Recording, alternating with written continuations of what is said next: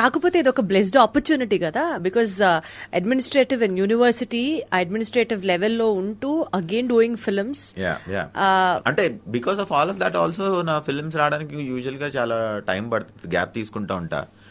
Why because I have to manage both, right? మీరు first నుంచి రెండు మేనేజ్ చేసేవారు? Yeah, always. యా, మీ ఫస్ట్ ఫిల్మ్ కంటే ముందు నుంచి సో అప్పుడు it was a college back when I first joined the college. So అప్పుడు we made it into a university and then I came to Hyderabad to set it up here. So I used to do both. Yeah, always. Yes. Yeah. అసలు మీరు చేసిన ఆ సినిమాల list కనుక ఒకసారి చూసుకుంటే ఒక్కొక్క సినిమా you have portrayed it in a very good వే.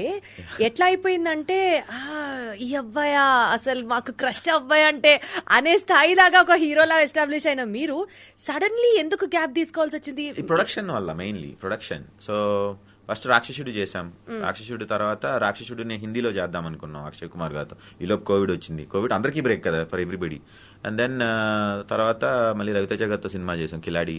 తర్వాత మధ్యలో ఒక తమిళ్ సినిమా చేసాం, ఇక్కడ పెళ్లి చూపులు ఉంది కదా, సో అది తమిళ్లో చేసాం.